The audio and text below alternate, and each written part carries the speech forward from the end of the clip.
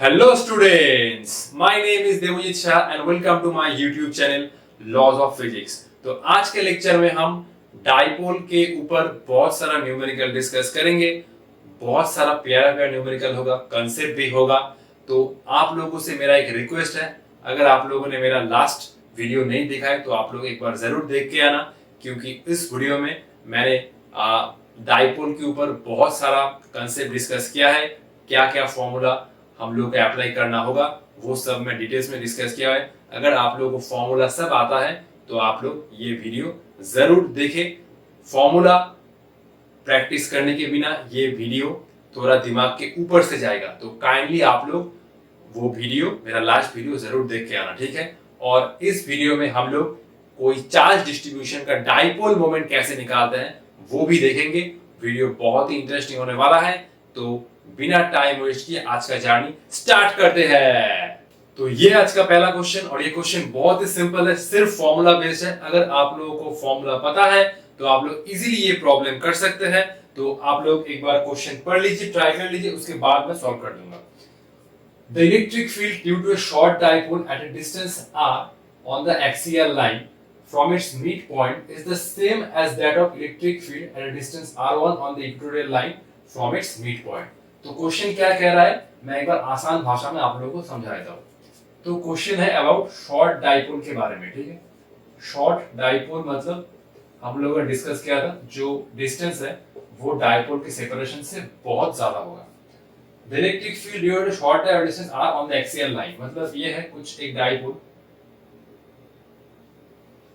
ये है minus Q और ये है प्लस क्यू, और ये है डाइपोल का मिड पॉइंट, और ये पॉइंट है पी। ये जो डिस्टेंस है वो है कुछ आर, ठीक है। तो ये है पी पॉइंट, डाइपोल, इस डाइपोल के लिए एक्सियल पॉइंट, और पी पॉइंट में जो नेट इलेक्ट्रिक फील्ड होगा वो इस डायरेक्शन में होगा, ई पी, ठीक है। ये है शॉर्ट डाइपोल, और ये बोला है कि ये है एक dipole minus Q plus Q, dipole moment है इस डायरेक्शन में, ये है डाइपोल का मिड पॉइंट, और ये भी डिस्टेंस सेम है डाइपोल के मिड पॉइंट से। जो पी पॉइंट आएगा, मान लो कि ये पी पॉइंट आएगा, तो पी पॉइंट पर इलेक्ट्रिक फील्ड का नेट डायरेक्शन ये होगा ई नेट। तो दोनों ही केस में ये पॉइंट पर और ये पॉइंट पर इलेक्ट्रिक फील्ड का मैग्नीट्यूड सेम है। ये पी पॉइंट डाइपोल के एक्सिस के ऊपर लाई कर रहा है, और ये पी पॉइंट डाइपोल के परपेंडिकुलर बाइसेक्टर ऊपर लाई कर रहा है। ये है डिस्टेंस r, और इस केस में ये होगा डिस्टेंस r1। हमें बेसिकली क्या करना होगा, r बाई r1 का रेशियो फाइंड करना होगा। इस केस में जो पॉइंट है वो डाइपोल के एक्सिस के ऊपर लाई कर रहा है, और इस केस में जो पॉइंट है वो डाइपोल के परपेंडिकुलर बाइसेक्टर ऊपर लाई कर रहा है। ये मैं कुछ नाम दे रहा हूँ, कुछ P1, ठीक है।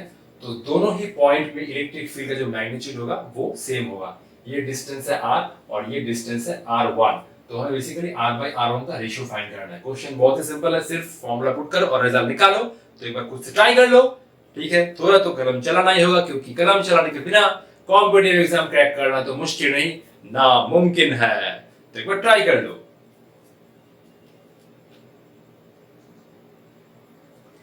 तो आई होप आप लोगों ने प्रॉब्लम सॉल्व कर लिया होगा।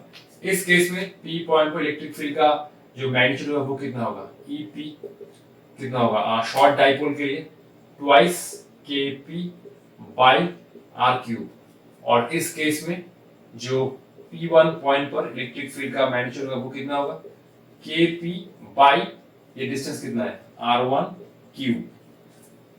इलेक्ट्रिक फील्ड जो short dipole r on the axial line from midpoint is the same, तो दोनों इलेक्ट्रिक फील्ड को जस्ट इक्वेट कर दो, ट्वाइस के पी बाई आर क्यूब, और यहाँ पर के पी बाई r1 क्यूब, के पी गया। अब हमें क्या निकालना था, r बाई r1। अच्छा, मैं r क्यूब को इधर ले रहा हूँ, तो ये r cube by r1 cube equal to 2, so r by r1 equal to 2 to the power of 1/3। बहुत ही सिंपल था, आप लोग 2 सेकंड में इसको सॉल्व कर सकते हैं, ठीक है। तो आप लोग देख लीजिए, हम लोग नेक्स्ट प्रॉब्लम में चलते हैं।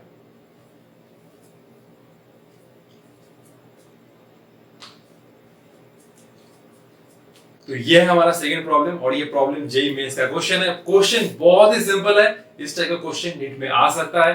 क्वेश्चन देख के घबराना नहीं है, सिर्फ फॉर्मूला अप्लाई करना है। तो ये है एक डाइपोल, ये है डाइपोल का मिड पॉइंट। इन दोनों चार्ज के बीच में सेपरेशन है 2a।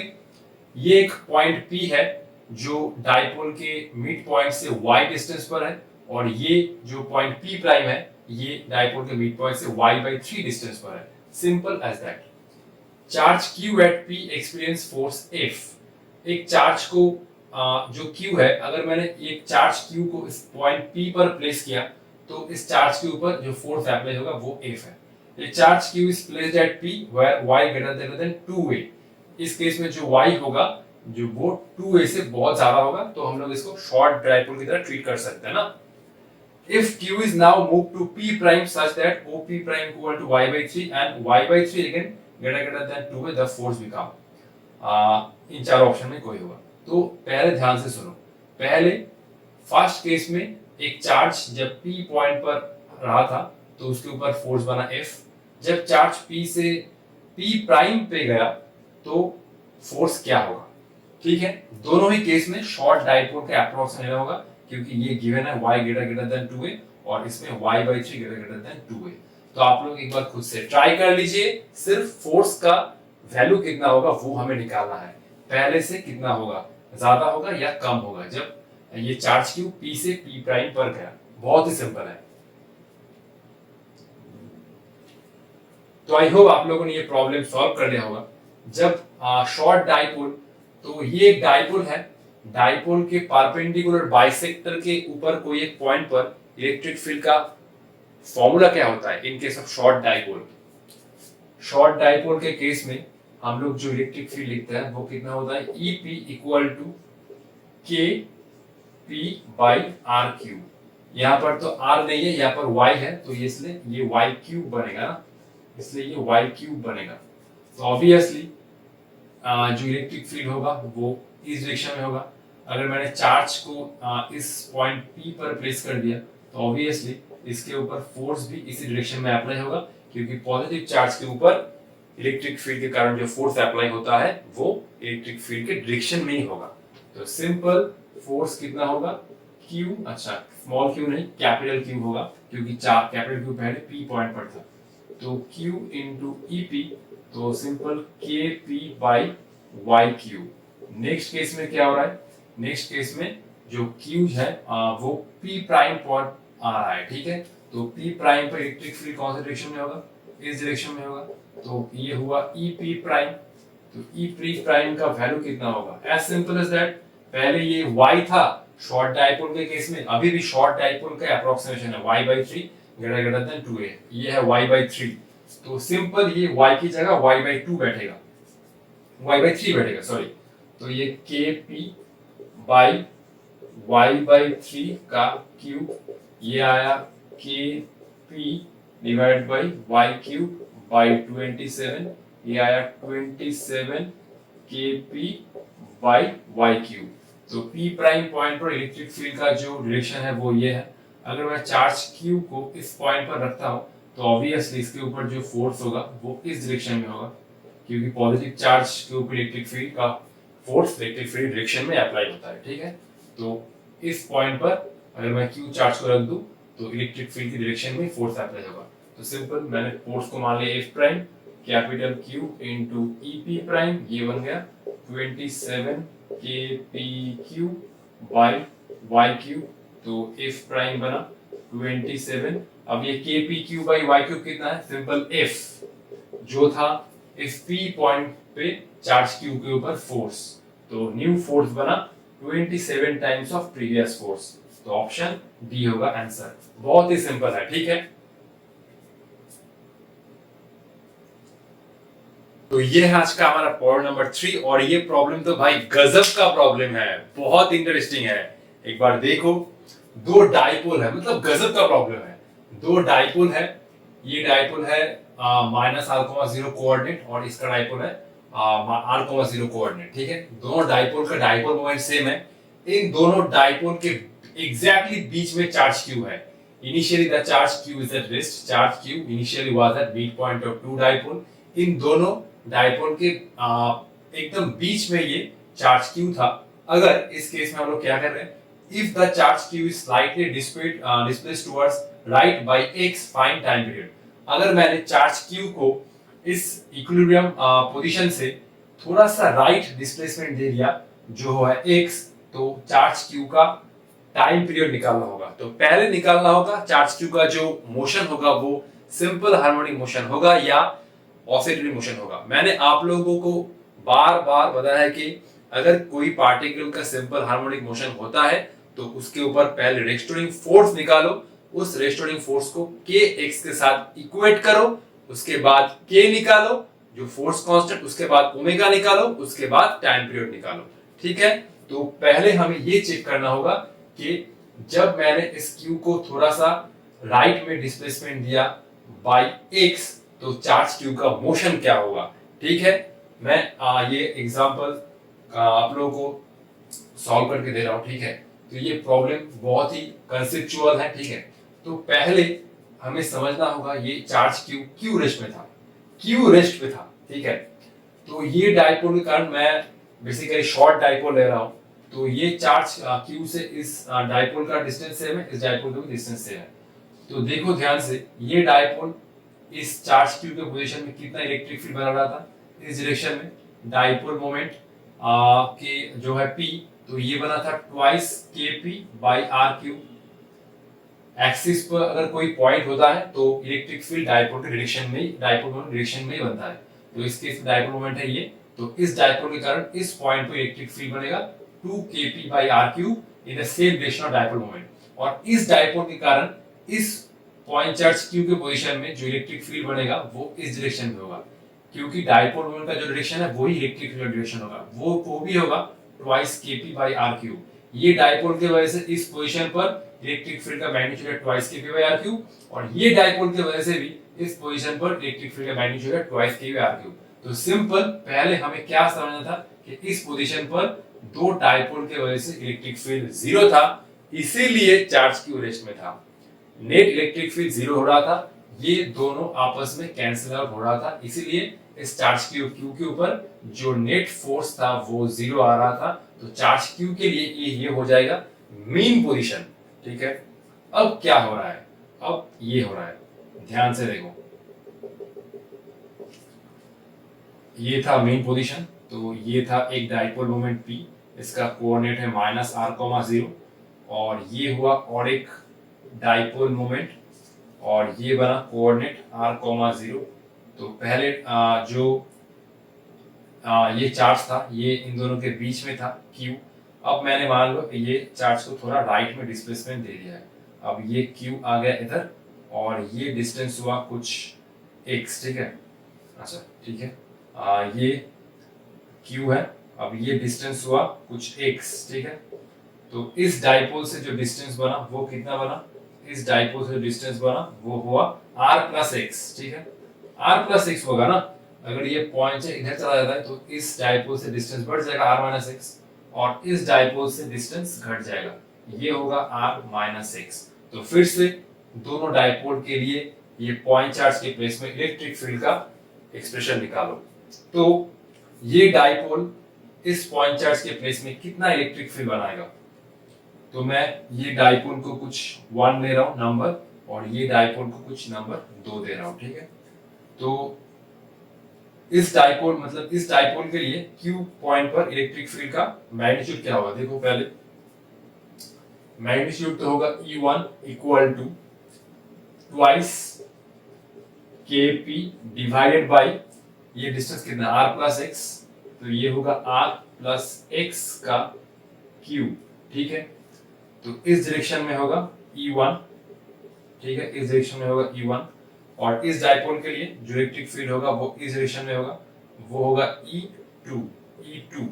E2 कितना होगा, E2 होगा twice kp divided bye r minus x का होल क्यूब, क्योंकि इस डाइपोल के लिए ये पॉइंट का डिस्टेंस है r माइनस x। ठीक है, तो ये क्यूब आएगा क्योंकि शॉर्ट डाइपोल के लिए इलेक्ट्रिक फील्ड होता है एक्सिस के ऊपर twice kp by r cube. इस डाइपोल के लिए डिस्टेंस है r प्लस x, इसलिए r प्लस x का होल क्यूब, और इस डाइपोल के लिए ये पॉइंट चार्ज का डिस्टेंस बना अब r माइनस x का होल क्यूब। अब पहले वाले के लिए इस पॉइंट पर q चार्ज के प्लेस पर इलेक्ट्रिक फील्ड है U1, तो इस डायरेक्शन में फोर्स बनेगा Q into E1, E1 electric field की वजह से, और ये इलेक्ट्रिक फील्ड की वजह से इस पॉइंट चार्ज के ऊपर जो फोर्स बनेगा वो कितना होगा, Q इंटू E2। अब Q E1 मतलब ये दोनों फोर्स तो इक्वल नहीं है, ऑब्वियसली एक्सप्रेशन से आप लोग देख सकते हैं।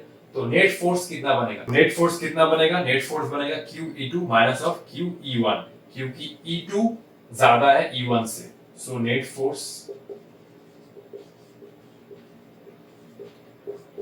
F net equal to Q E2 minus of Q into E1। मैं पहले पूरा एक्सप्रेशन लिख रहा हूँ।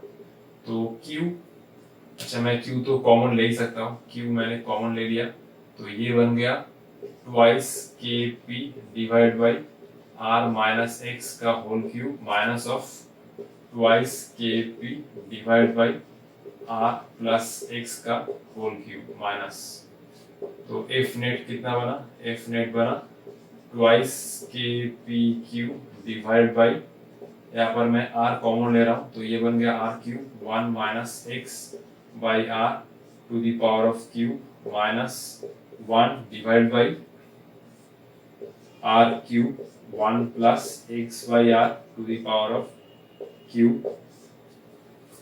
तो F नेट कितना बना, F नेट बना twice KP cube by R cube.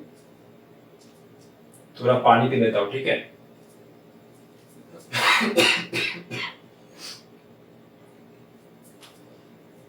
तो ठीक है, ये बना कितना 1 minus of X by R to the power of -3 minus of 1 plus X by R to the power of -3। मैंने क्या किया, आर क्यूब कॉमन लिया दोनों टर्म से, ठीक है।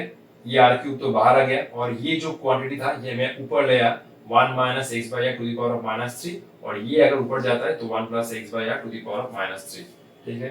अब एफ नेट कितना बन रहा है, twice KP cube divided by R cube. अब ये बन रहा है 1, अच्छा ये मल्टीप्लाई हो रहा है अंदर में 3x by R minus of 1 minus 3x by R।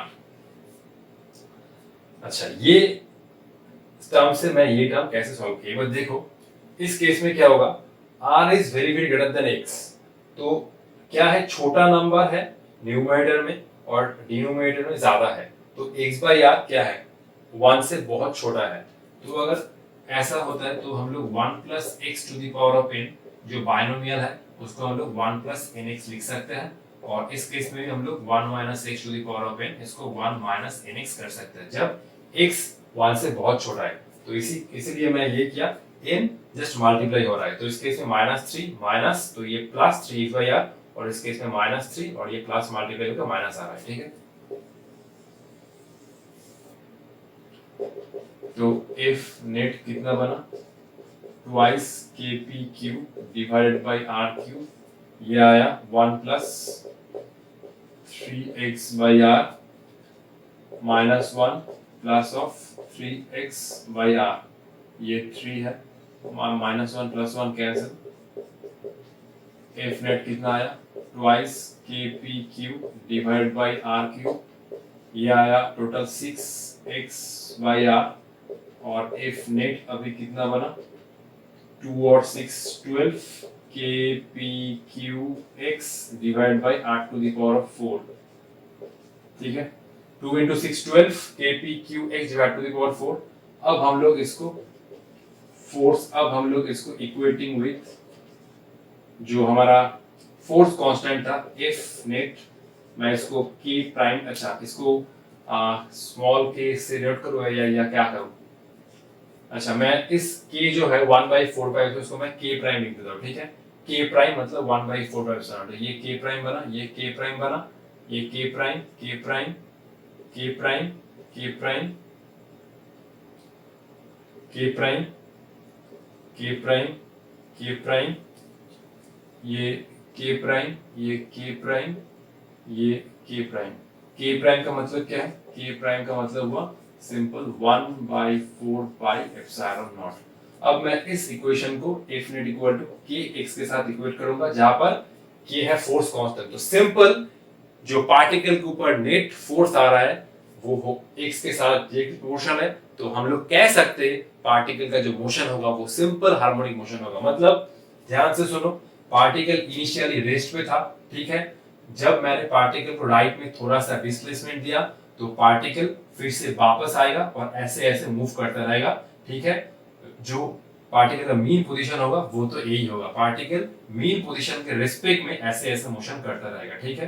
Particle पहले इनिशियल रेस्ट में था, जब मैंने पार्टिकल को थोड़ा सा डिस्प्लेसमेंट दिया, पार्टिकल के ऊपर जो नेट फोर्स अप्लाई होगा वो इस डायरेक्शन में होगा। ध्यान से देख सकते हो, क्योंकि पार्टिकल का डिस्प्लेसमेंट है टुवर्ड्स राइट और पार्टिकल के ऊपर जो नेट फोर्स अप्लाई हो रहा है वो इसी डायरेक्शन में है, ठीक है, क्योंकि QE2 ये टर्म से ज्यादा है। जब पार्टिकल राइट में गया तो नेट फोर्स आ रहा है लेफ्ट में, जब पार्टिकल लेफ्ट में जाएगा तो पार्टिकल के ऊपर नेट फोर्स आएगा टुवर्ड्स राइट, तो पार्टिकल ऐसे ऐसे ऐसे ऐसे मोशन करता रहेगा, ठीक है।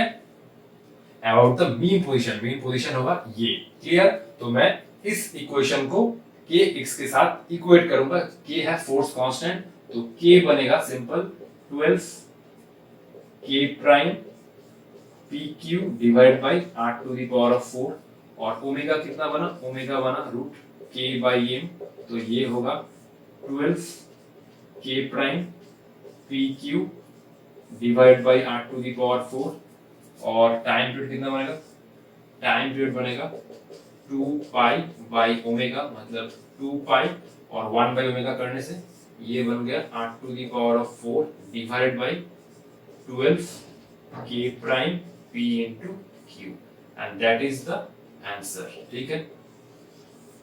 थोड़ा लंबा था, थोड़ा बहुत कंसेप्चुअल भी था, ठीक है। इस टाइप का प्रॉब्लम बहुत ही इंपॉर्टेंट है कॉम्पिटिटिव सेक्शन के व्यू से, आप लोग एक बार ध्यान से देख लीजिए। मैंने जस्ट यही किया कि दोनों डायपोल के वजह से Q पोजीशन पर, मतलब पार्टिकल जब डिस्प्लेसमेंट हुआ x, उस पोजीशन पर इलेक्ट्रिक फील्ड निकाला, फिर फोर्स निकाला, इस डायपोल के कारण फोर्स हुआ QE1, इस डायपोल के कारण इस पोजीशन पर फोर्स हुआ QE2, ये फोर्स इससे ज्यादा है तो नेट फोर्स निकाला, और नेट फोर्स मेरा आया सिंपल हार्मोनिक मोशन के जैसा, F नेट प्रोपोर्शनल टू x। जब पार्टिकल का डिस्प्लेसमेंट टुवर्ड्स राइट तो फोर्स होगा टुवर्ड्स लेफ्ट, और पार्टिकल फिर से इधर आएगा, जब डिस्प्लेसमेंट होगा लेफ्ट तो फोर्स होगा टुवर्ड्स राइट, तो पार्टिकल ऐसे ऐसे मोशन करता रहेगा।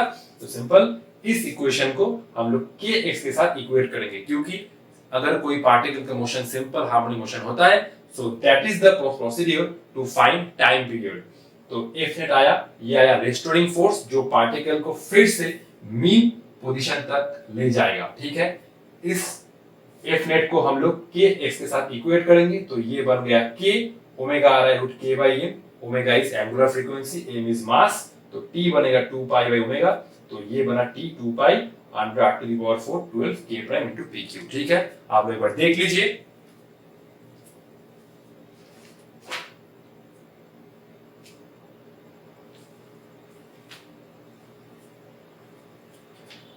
अच्छा, इस केस में मैंने एक गलती किया है, ये मैंने m मिसिंग कर दिया है, ठीक है। ये m नीचे आएगा और ये m नीचे आएगा, ठीक है, बाकी सब ठीक है।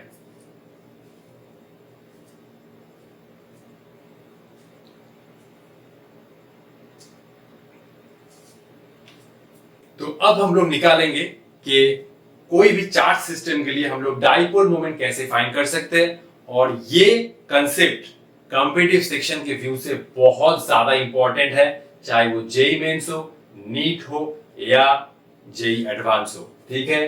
तो हम लोग कैसे कोई चार्ज डिस्ट्रीब्यूशन का डाइपोल मोमेंट निकालते हैं, ये कंसेप्ट है, हम लोग कैसे फॉर्मूला में अप्लाई करेंगे वो भी हम लोग देखेंगे। तो पहले कोई भी चार्ज डिस्ट्रीब्यूशन का Q नेट निकालो, अगर टोटल चार्ज 0 होता है तभी हम लोग डाइपोल मोमेंट निकाल सकते हैं, वरना हम लोग डाइपोल मोमेंट नहीं निकाल सकते। अगर टोटल चार्ज 0 होता है तो उस केस में डाइपोल मोमेंट होगा समेशन QI/RI, जस्ट ये एक नोटेशन है, इससे घबराने का कोई भी जरूरत नहीं है। मैं फॉर्मूला आप लोगों को दिखा दूंगा और फॉर्मूला कैसे अप्लाई होता है वो भी आप लोगों को दिखा दूंगा।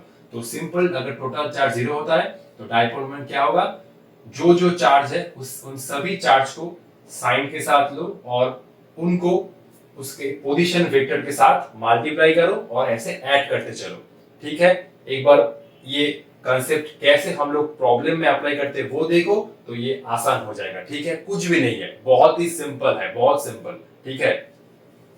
तो इस चार्ज डिस्ट्रीब्यूशन के लिए हम लोग कैसे डाइपोल मोमेंट निकालते हैं वो आप लोग एक बार देख लीजिए। ये x, अब x सर, ये बोर्ड में x देख के सर किसी का याद आ रहा है, भूल जाओ, जो चला गया सो चला गया, उसके बारे में सोच कर कोई फायदा नहीं है। सिर्फ फिजिक्स में फोकस करो, फिजिक्स ही तुम्हारा जीवन बदल सकता है। ठीक है, मेरा भी जीवन बदला है, आप लोगों का भी जीवन बदल देगा। तो अब डाइपोल मोमेंट निकालो, x के बारे में भूल जाओ।